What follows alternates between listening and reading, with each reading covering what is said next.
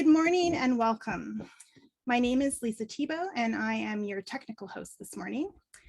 Thank you for joining us for today's webinar on the impact of crisis on workplace mental health and business sustainability.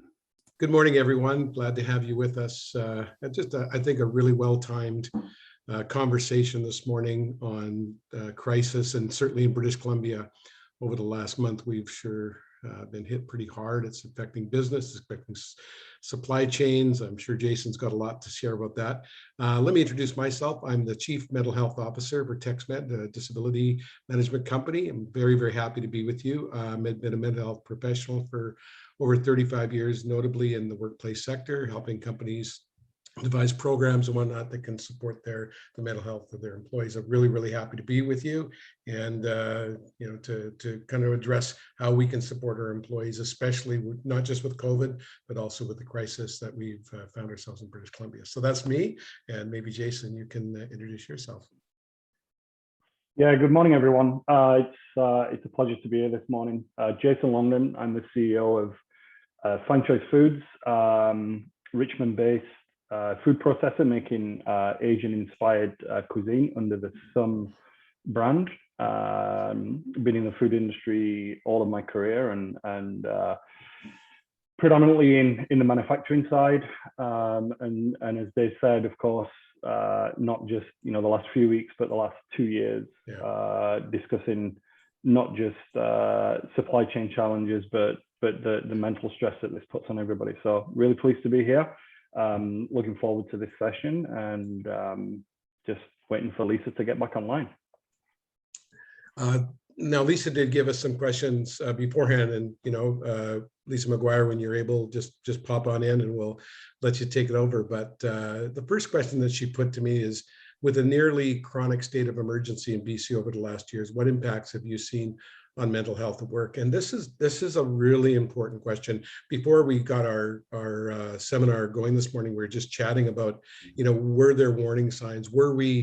Did we see this possibility coming? And I think, quite frankly, no one obviously could have anticipated COVID. But having said that, there were many indicators before we went into COVID that many people in our society, as a matter of fact, some of the numbers we're looking at would be upwards of 50% of all adults were having challenges with their mental health at some point. Maybe not clinical disorders, but having some challenges. And then if you take kind of a population, that large a number of our workforce, of our adult population, who are having some mild to moderate symptoms in their regular life, add to that the anxiety, the uncertainty, the financial stress, the isolation that COVID brought on into our world, and we continue to have to navigate it.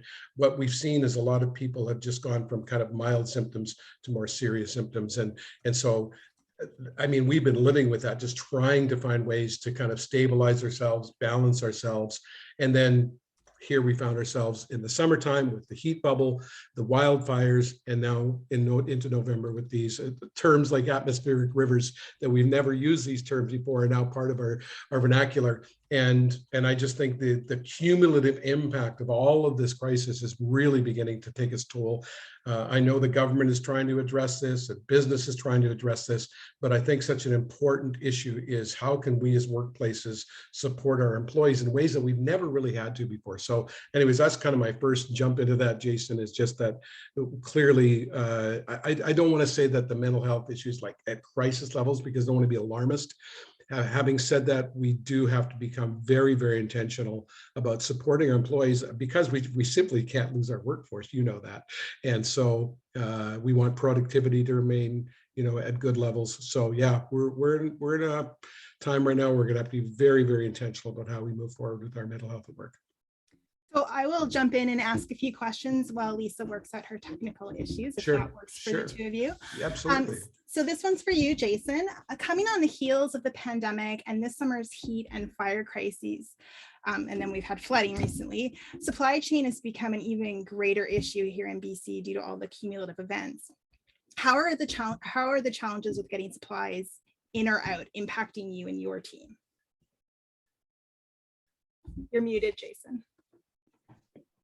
Okay, thank you. Well, let me start by saying, due to the fact that we're based in Richmond, In terms of the impact on us from all of these events on a local level, we've been very fortunate and thankful not to have been directly affected, or any of our employees directly affected by any of the fires and the floods. Although, you know, COVID, of course, has been a significant challenge for everybody. So just to start the conversation, we're very blessed and thankful to be in the part of the Lower Mainland that we are. But on a supply chain level, I don't think it's any surprise, and anybody that's on this webinar will understand the significant and profound impacts that these events have had on both incoming materials, the availability of such materials, and more recently, certainly, you know, since the flood disruptions, getting products out of the Lower Mainland and into the interior. So, you know, shortages of ingredients, shortages of availability of equipment. It's been incredibly stressful for the team. If you speak to anybody who works directly in either a procurement role, a logistics and warehousing role, or just an overall supply chain role, I'm sure they'll tell you that it's been an incredibly tumultuous couple of years. An incredible amount of turbulence has been felt in the industry and in that particular part of the industry. You know, I'm hearing, you know, yesterday I'm hearing, you know, there's 67 container ships stuck in the port of Vancouver waiting to get offloaded right now. And let's not forget, this is all manner of supplies. So whether that's medical supplies, equipment, food ingredients that are coming in from offshore.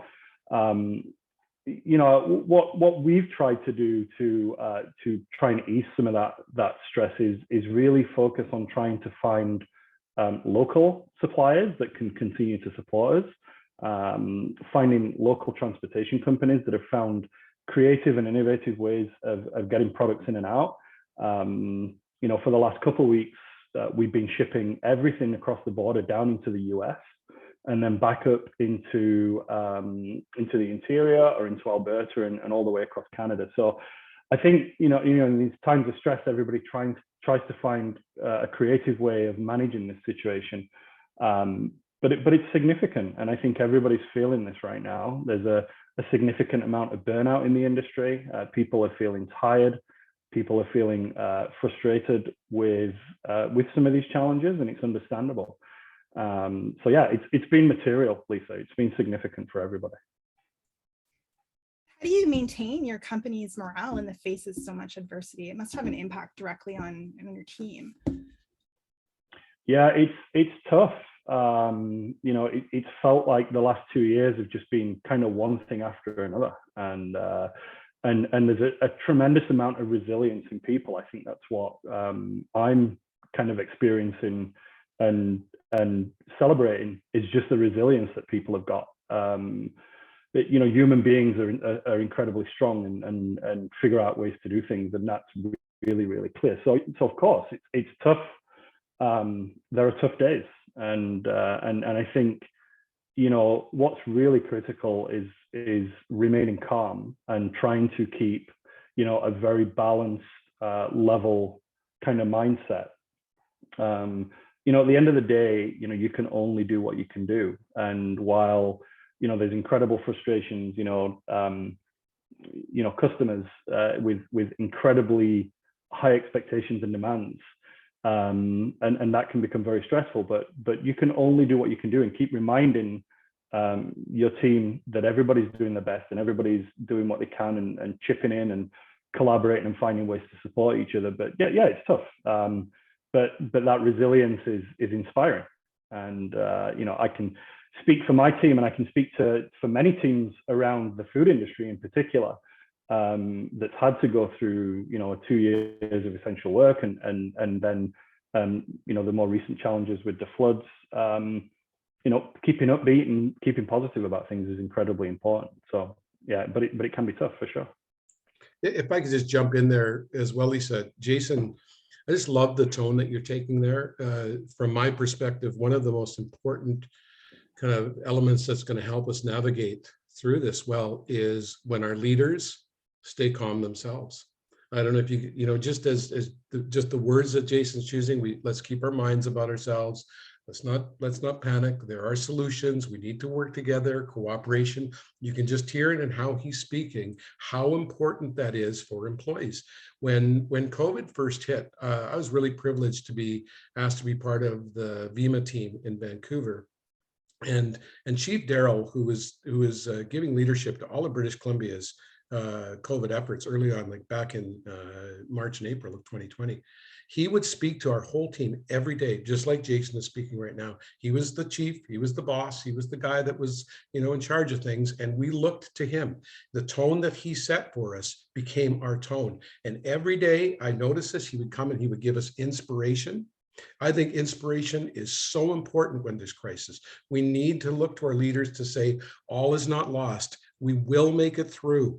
We are a resilient, species. We're a resilient company. Let's work together. When we have this kind of modeled to us from our leaders, it makes such a difference. So I just wanted to say that, Jason, I'm really impressed with just how you're staying very calm, very level, because, like it or not, when we're leaders, when we're the CEO, when the general manager, whatever percent, people are looking to us and will regulate their nervous systems according to our regulation. I know it must feel so daunting to you some days to feel the responsibility that is on your shoulders, but I'm really impressed, and thank you so much just for kind of bringing that tone to such a serious issue like supply chain.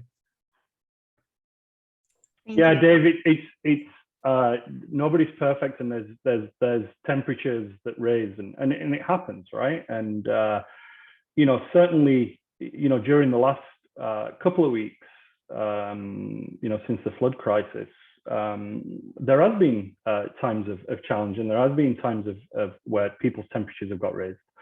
And like you said, we've been doing daily war room meetings, just like we did through the initial start of COVID with our management team, and the message is continually being, let's stay calm, let's make sure that we're keeping our people calm, and that we're doing our best and we're doing everything we can. Communicating out to the organization, letting them know that there are people who have been affected much more than us, and that we need to recognize that, and we need to understand that, and trying to find solutions to help some of these situations as well. We're in the process of looking at how we can support some of these some of the heroes in the Fraser Valley that are flying these small planes and helicopters out into these flood-stricken and stranded areas. And so if we can find ways of supporting those that are going through extreme hardship, then I think that's really important. But like you said, Dave, the tone of the organization is incredibly important, and that calmness and that resilience, and I think the inspiration comes from the people that are doing this day in, day out, and living this.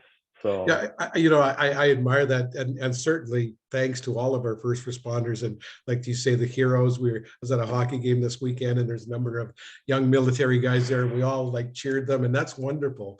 But I also want to say that the infrastructure of British Columbia, our business infrastructure, is so important to so many elements of our lives. And so, not to be kind of grandiose, but you also and folks who are leading our companies can be heroes now too. I love your thought that right now we can't over communicate. When things become critical, when we can feel the anxiety of people kind of going up, we have to be talking together. So, whether it be always the CEO or whether it be management or supervisors, getting teams together, people feel free to ask questions. What's going to happen? What happens if? The more that we can answer questions honestly, people appreciate that. Their central nervous systems can calm down a little bit because they can anchor in a little bit to what we're saying. So I just really want to punctuate that as well, that, to all the industry leaders and CEOs of companies and management leaders on this call, you really just can't over communicate. The more you have face-to-face with your team, whether it be virtual or live, the better that's going to be for us. Thank you both. That was wonderful. I do want to ask you, Dave, a little bit about the long-term impacts of some of these scenarios on mental health. So we know from research that the mental health effects of crisis continue well after the actual crisis is over. What could some of those long-term impacts be? Well, I mean, the ones that we are tracking, right now are trauma numbers. Folks are beginning to exhibit symptoms of post-traumatic stress, addiction numbers, breakdown in relationships. I'll just, shoehorn this in right now. Another kind of, not crisis, but factor that we're, according to the research just came out, I just read a study just this week about families right now. Christmas is actually making things a little harder this year for all of us because of issues of vaccination, family polarization, and really Christmas time is a time that many of us look like, hey, I'll be able to get together with family, be able to really get down to the most important parts of who I am as a person. And we're finding that families are facing issues of not getting together like they never have before. And this is like, we didn't need this curveball, right? Because we need to be supporting each other. And yet, like I said, the polarization, I'm a family therapist, you can see it all over right now, is that families are struggling to know how to navigate this. And again, so if families are struggling, if that connectivity is getting shaky, where are we going to anchor in? Well, it could be communities of faith. It could be community agencies, but as far as I'm concerned, the kind of constant that can be such an important factor over the next couple of months is going to be the workplace. Anyways, back to your question. I think the issues, like I say, of anxiety and post-traumatic stress and addictions are going to be serious, but the one that we have to keep our eye on is depression. When we're exposed to chronic anxiety, and it's been chronic, you guys, for almost 2 years now, over a year and a half, when we're exposed, what that does is it impacts our serotonin system, and serotonin has to do with our feeling of emotional balance. It's when you say, hey, I'm just feeling good today, not necessarily like crazy high like dopamine, but I'm just feeling like really solid, like I feel like I'm in a good mood today. That's serotonin. Well, anxiety, if I just be metaphorical, anxiety kind of burns serotonin like kindling. And so when we're exposed to ongoing anxiety without management, without doing something about an anxiety, eventually we're going to be depleted on serotonin. And when we don't have enough serotonin, we feel depressed. Our motivation goes away, our energy goes away, we begin to withdraw, we begin to disengage from life. And that, from a mental health and a health perspective, is the most serious kind of outcomes. And we are seeing that kind of matched by the numbers. People are depressed. And so obviously we can say, hey, can we intervene on a therapeutic end? I guess, I'm a therapist, so I believe in what I do for a living, but therapy is kind of like, if you use a metaphor, if your car breaks down, you take it to a mechanic. That's kind of what therapists are if your car breaks down. But really, we want to have more kind of like structural interventions, like regular kind of ways that we can be healthy. And again, that's where the workplace can come in. I do understand the workplace are not mental health spas. We're not there to, just cater to the mental health needs of human beings. But at the very least, we can't be injurious to people, right? Our workplaces have got to be safe places for people to work. But if you want to go a little further, that I think companies need to be thinking right now, how can we begin to incorporate easy practices into our regular flow of our corporate life, of our business life, that can support like I say, the anxiety of our employees. Because for me, anxiety is the big issue because it leads to depression. So we don't necessarily need to be targeting depression. We need to be targeting what I'll call like this, the central nervous system. As Jason said so nicely a few minutes ago, we just need to calm down, but it's got to be authentic. Just telling people to calm down doesn't work. They've actually got to calm down. So I think, again, I'm trying to be really careful. I want to be alarmist. Again, humans are very, very resilient, and we will find our ways through this. But I really do look to business, to workplaces, to companies, because I think they're in a unique position to address kind of the well-being of human beings and their employees. So I want to take a second to answer a question from the audience, because I think it's directly related to what you just talked about. And so Jennifer is asking about they're having difficulty getting staff to participate in first aid training. And the thought is that they're unsure, but it might be due to COVID and anxiety that people have in getting into a classroom environment. So she's asking, what do companies do to deal with this, and how do we put people's anxieties at ease and set their mind at ease to take part in some of these safety trainings? Yeah, I mean, it's a very specific question. I don't know specifically what's going on there, but I mean, if you step back and just, again, what I was just saying, when people are anxious, okay, it can lead to depression. And when people start feeling depressed, they are going to disengage. Motivation is going to be lagging. So I suppose find ways to make it appealing to people, to get creative about the social interaction that we might be able to bring into the event.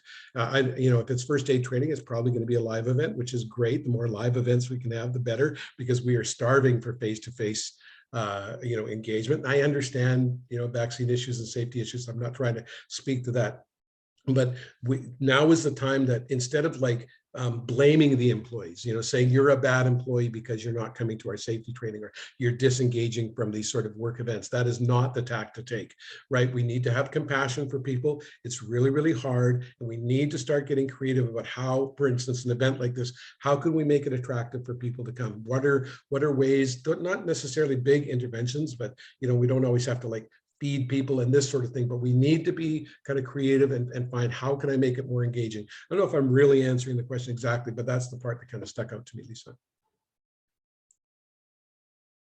That's great. I think it probably applies to multiple situations, the anxiety that workers are feeling in the workplace. So and employees are disengaging. I mean, this is something we see very, very clearly, in the research over the last 6 months, and it's surprising us. That folks are leaving the workplace, going on disability, quitting completely, just being not part of the workforce. And, for most of us, we're going oh, we didn't anticipate that. That's a curveball. And so again, we have got to get creative on how to engage employees. Engagement is such an important part of the workplace. And, so the burden is on HR, the burden is on management to say, let's not just go the old school way of blaming people and saying, bad you for not showing up. We've got to have a little more compassion and understanding that people are struggling. When we feel depressed, motivation is challenged. So create social frameworks, create ways for people to be engaged with others would make such a big difference. So there's a couple of questions coming in from the audience that I think are just important to address because they're related to what we're talking about. So one question is, any thoughts on how we can ensure we are in a good place to be able to hold space for our employees to share their stresses? How can we recognize when they're being triggered and then self-regulate rather than react to what's happening? And does that make sense? Yeah, I mean, I think Jason would be in a better position to answer how to deal with the social and the exposing people to people. So I'll let him respond to that one.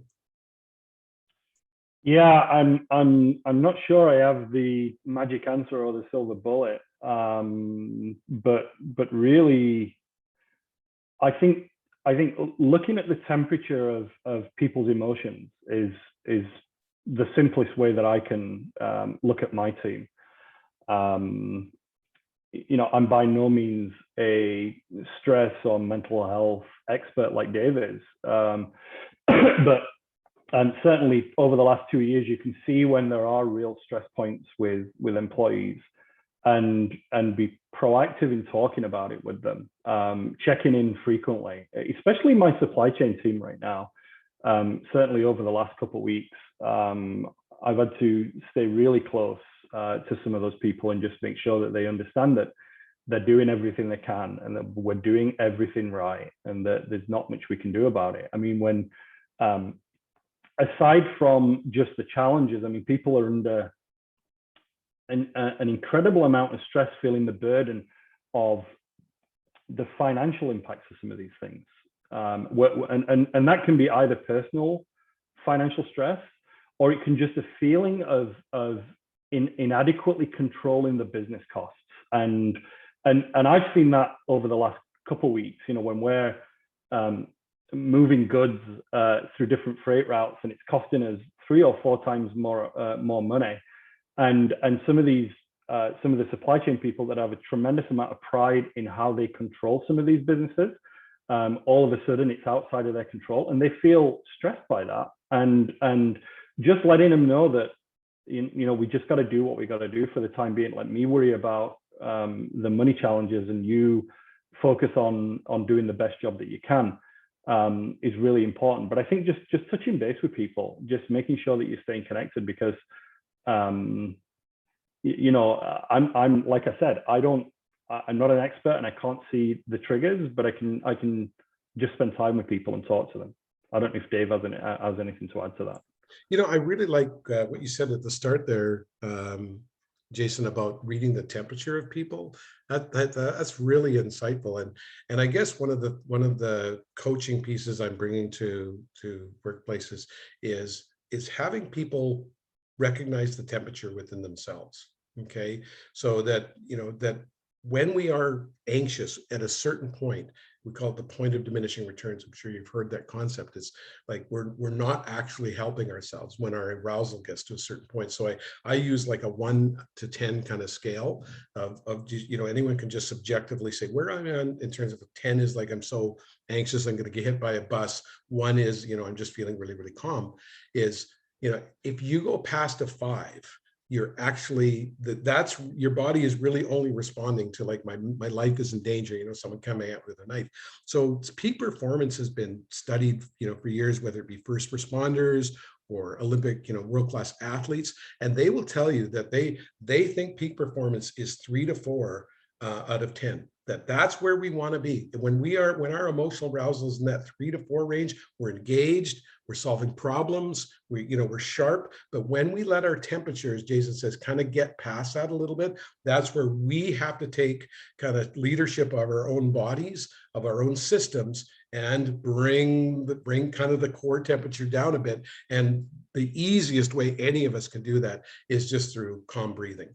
So again, when I was with Vima, it was what a great opportunity for us to kind of practice these skills. So every time Chief would come up and do his end of day thing, he would bring me up and I would just go through a little box breathing with everybody, and people would tease me, there's the breathing guy.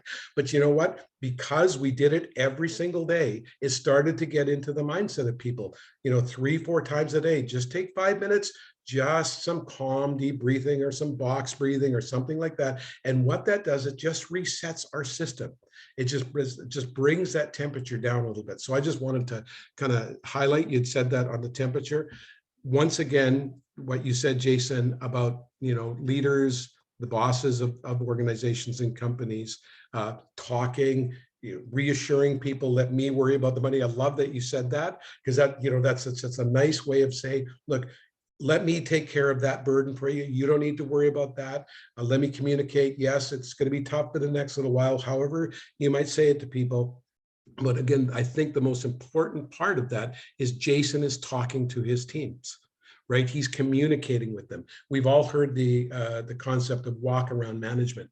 Well, never before have we needed in workplaces for the CEO to be seen, to be felt, to be experienced by the employees. Just like a family, just like a government, just like a community, our leaders have to be setting the tone for this. So once again, very impressed with kind of the, it probably just seems common sense to you, Jason, which is great, but it really is a nice model for how we can be so helpful to our teams right now.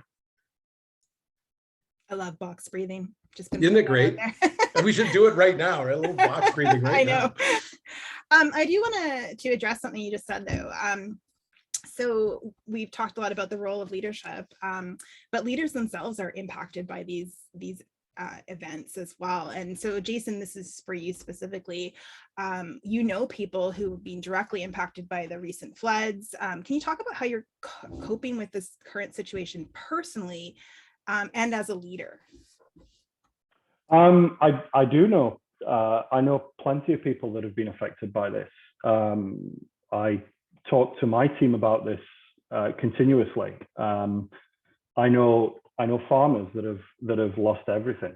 I know companies that have had to shut their doors down at least for a few days to figure things out.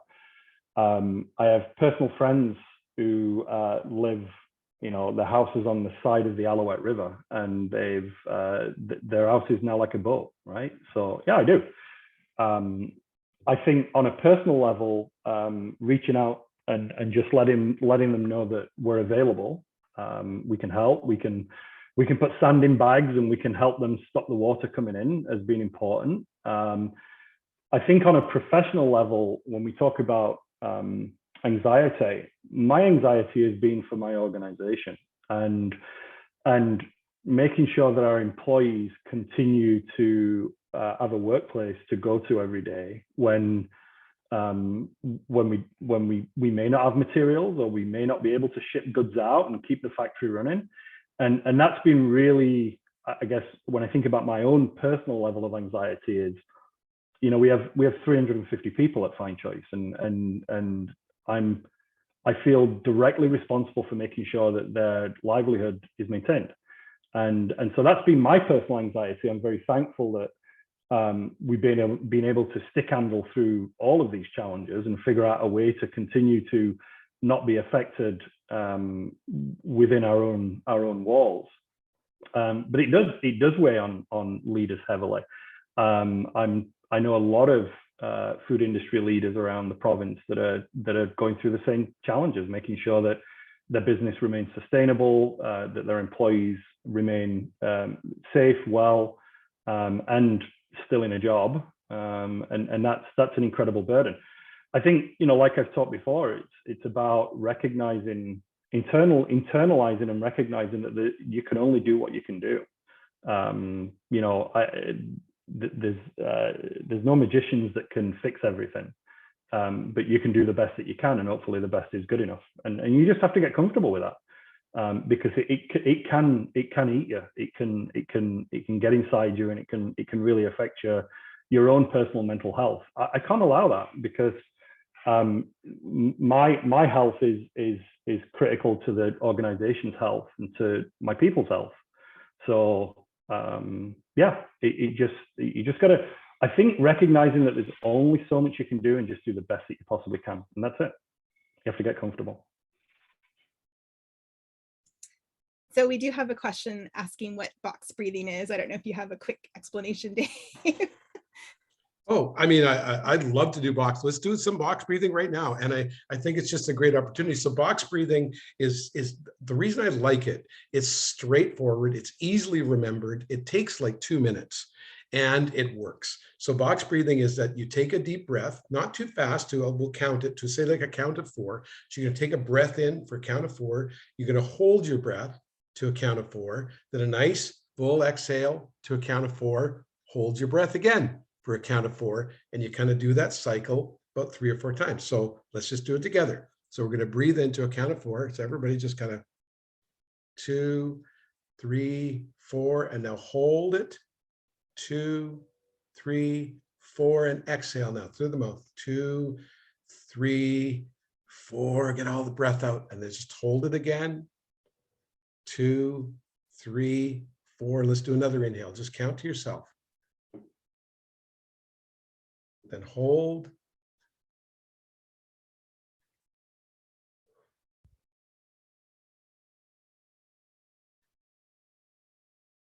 That's very easy.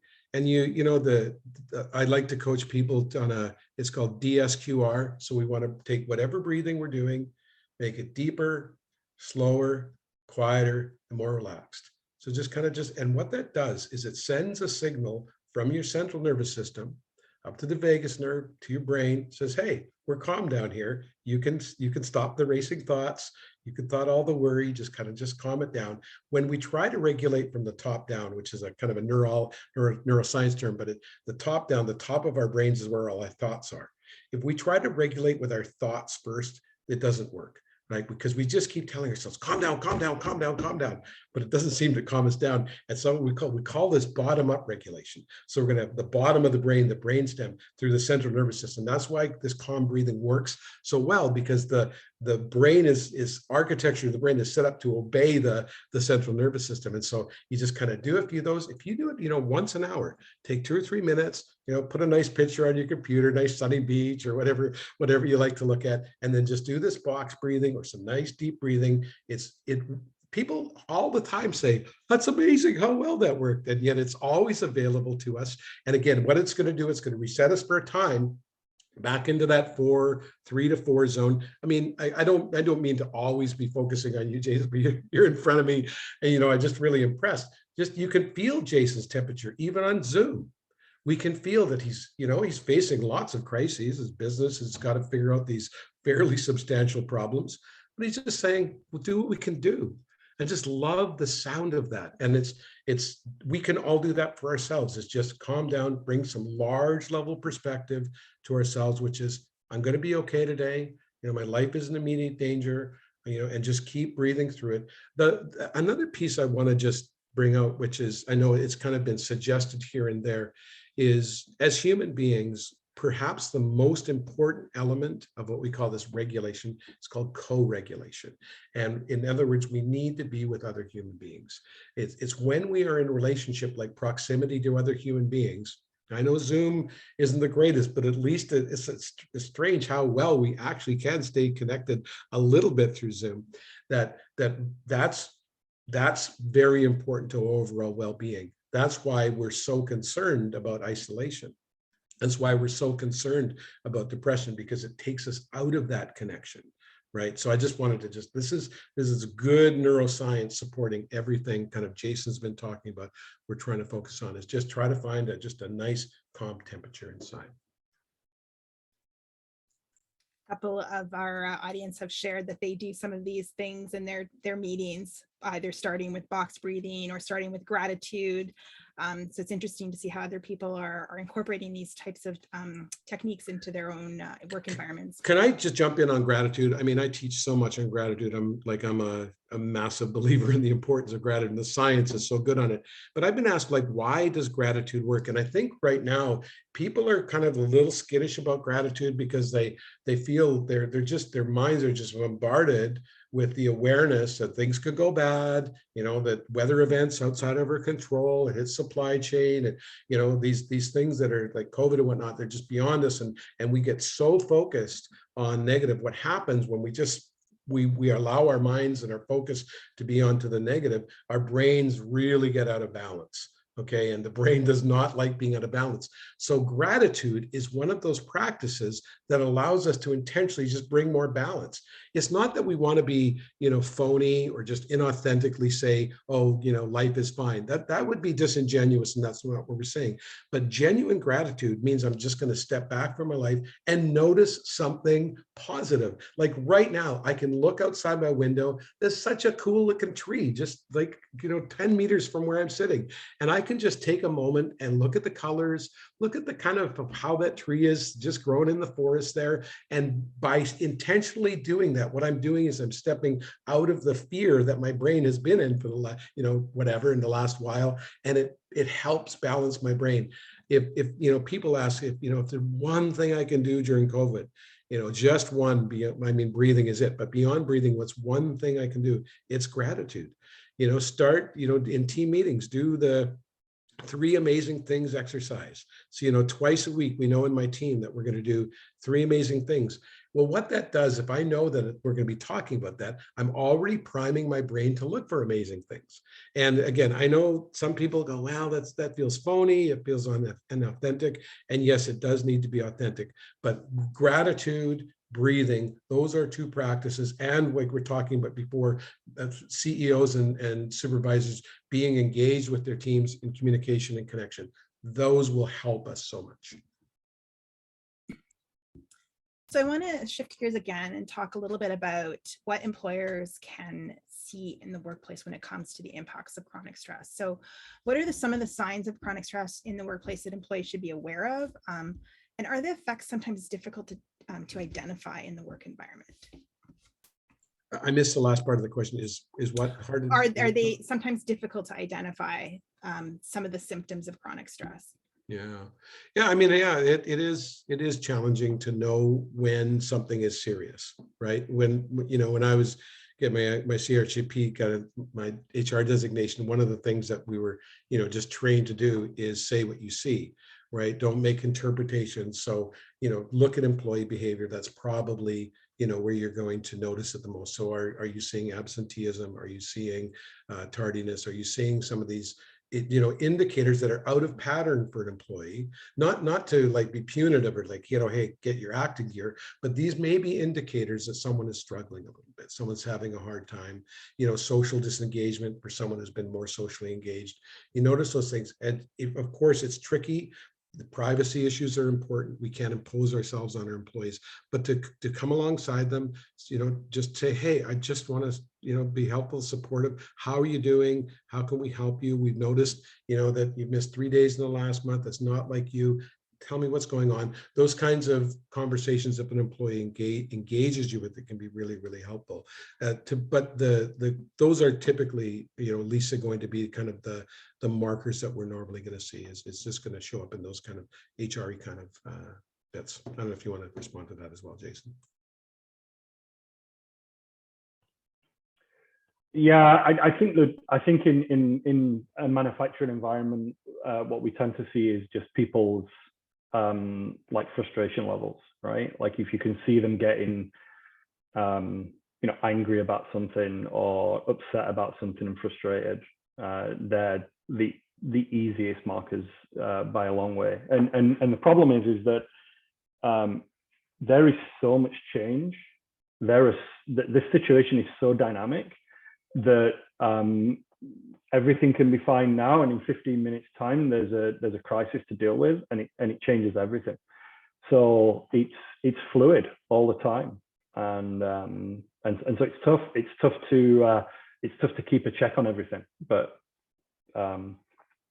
like Dave said, just keeping as close to people as possible, just so that you're observing, seeing what's going on, making sure that your management team are staying close to their people and observing what's going on. And it's really important, Jason, in that we coach our leaders, that the drivers for this is not to catch employees doing something wrong, because a lot of employees are suspicious. They're thinking, they don't want to talk. They think if they tell the employer about a mental health challenge they're having, that's going to, stigma, that's going to disadvantage them in some way. So we really need to be very clear with people that our drivers, our motivations, is we want to support you. We want to help you in any way we can.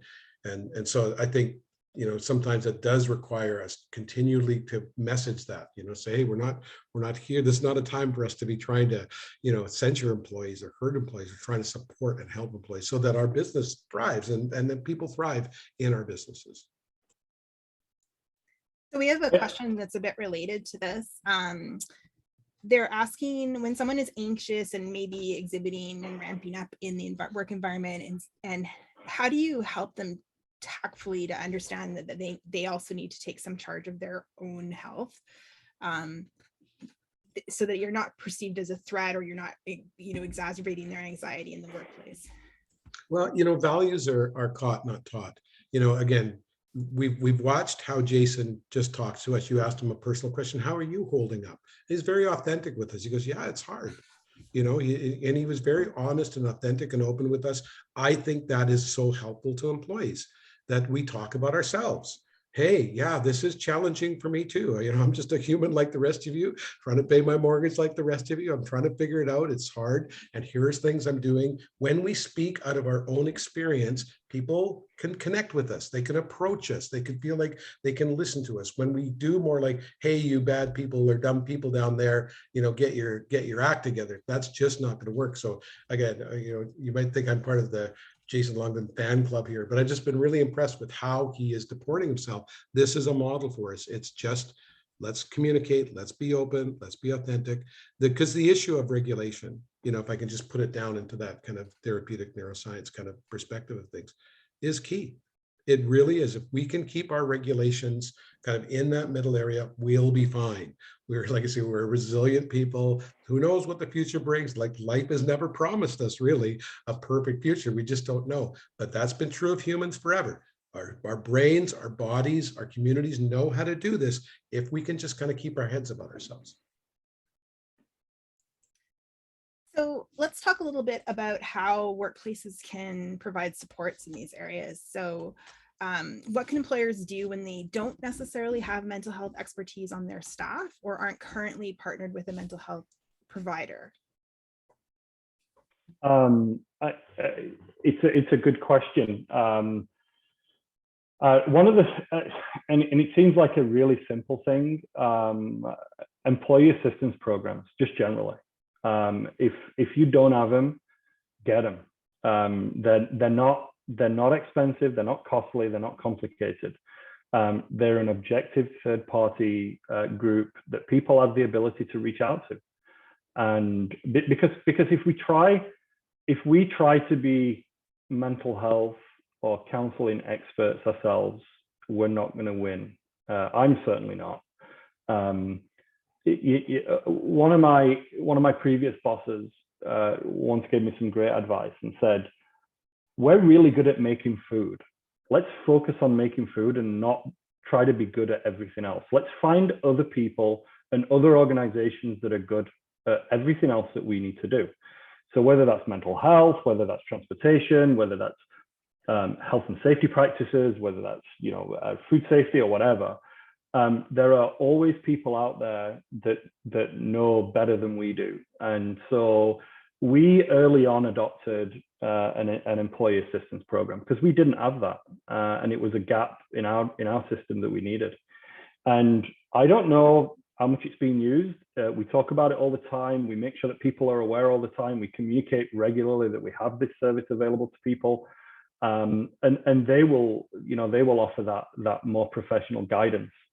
All we can do internally is just be good human beings and just be sensitive to what people are going through. I'm reading some of the chat and it's interesting. There's a lot of interesting stuff on here about monitoring people, monitoring the quality of the morning conversations. I think that's really good. Somebody pointed out that they'd been going through some challenges and they disconnected themselves from social media for a while. These are all important tools. The media, social media, they all play a part in creating, in my opinion, creating anxiety. And if you can step away from that a little bit, and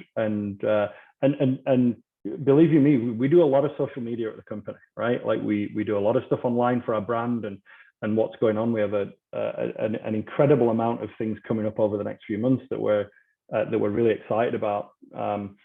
But I also step away from that because it can be exhausting, it can be draining.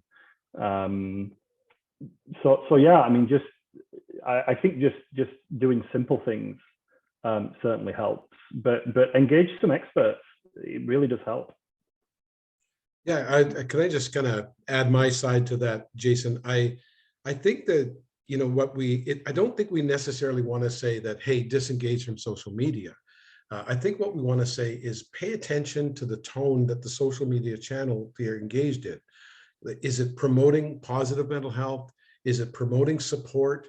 Is it promoting engagement, or is it promoting fear? Is it promoting anxiety and anger? And now, if you're in a social media channel, whatever it might be, and you do notice that the tone of the channel is pretty negative, then I fully agree. Then you probably need to just kind of separate. But there are wonderful communities out there, social media communities that are positive, affirming, and that was really, really good for our mental health. I just want to make a comment, on behalf of all therapists, because when Jason says, EAP programs, I love EAP programs. They're necessary kind of part of our overall mental health offering. We're basically talking about therapists and counselors. And when I ran the EAP for a couple of years ago, what we noticed was, you'd call the 1-800 number, and it was in that first contact that people kind of fall off. And so, like, a lot of people do make first contact, but they don't go to the second step. So, if you're kind of promoting the EAP, I would say that you let people know if you're not finding that it's working for you, talk to me, come back to me. We will troubleshoot this. Maybe I can help you make the 1-800 call, get you connected. Now, let's assume you get through that first hump of, the administration of finding someone you can connect to. Understand this, that one of my guys I used to teach with used to say, finding a good therapist is like finding a good hairdresser. It could take a few tries to find the one that fits you. And you know what, as a lifetime therapist, I have to agree with that. We're just human beings too. And sometimes chemistry does kind of into it. And if you find that the therapist you've been connected with just is not kind of really helping you or not engaged with you to the degree you like, find another. EAP will support that. They've got lots of different options for you. And of course, the problem here is that we are putting the onus on the employee somewhat here. And I was saying to you and Lisa yesterday that that we really have to become our own advocates for our mental health, that we really just can't rely on other systems to be in charge of our well-being. At some point, we have to say, hey, my well-being might be the most important issue of my overall life, and I've got to advocate for it. And, if you do find yourself where kind of in a situation where the interventions we're talking about this morning about, gratitude and breathing just aren't cutting it for you, that's indication that you may need to seek professional help. And like Jason has said, EAPs are a wonderful avenue for that. But you may need to stick with it just a little bit, because, therapy does make a difference. It can be very, very useful to people. And like Jason said, most employers now do have an EAP program that's available, and it does help. So just want to kind of add that to that conversation. We are close to the end of our time, but I just wanted to ask you both one last question before we close. We have about 6 minutes left. As much as we probably don't want to be thinking about this now, we know that tomorrow can always bring more challenges. We certainly had a couple of challenging years. Looking ahead, what help or support do you need most to prepare and cope, and help your staff prepare and cope for potential future crises? Yeah, I'll just give you my quick response to that. Mindfulness, which is it's a therapeutic perspective.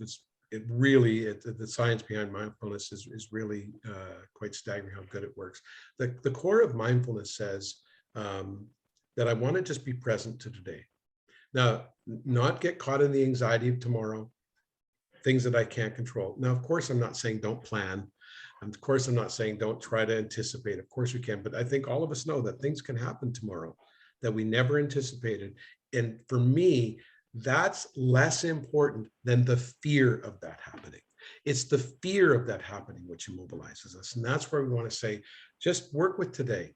We have enough within us to meet the challenges of today. If we work together, if we cooperate, you might say, well, what happens if this happens tomorrow? Then we'll face that tomorrow. Then we'll deal with that tomorrow. But for today, I can meet today's challenge. And so, like I say, I'm not trying to suggest not planning or whatnot, but I am saying that it's the fear of things happening that really can be disabling to us. Yeah, it's a really difficult question to answer. We all have what we call, emergency crisis plans or business continuity plans, and we all think that we can develop these robust policies and documents that will see us through the next crisis. And in reality, they really only set some guidance.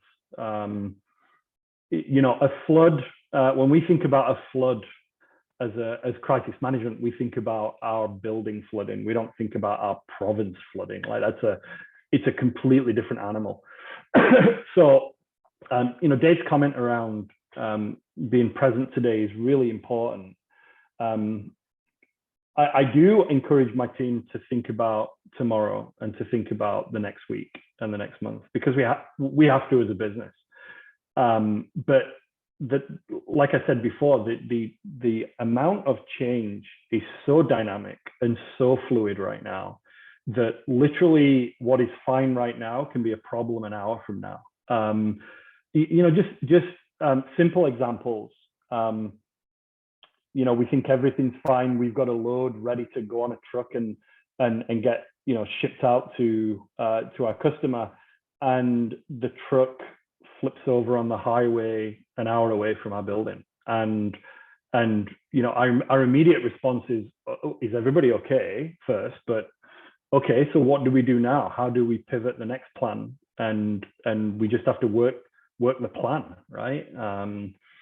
So it is dynamic and things are changing all the time. So asking how we can look ahead, I think is really tough because we don't know what the next one could be. I don't think anybody would have, and nobody saw COVID coming.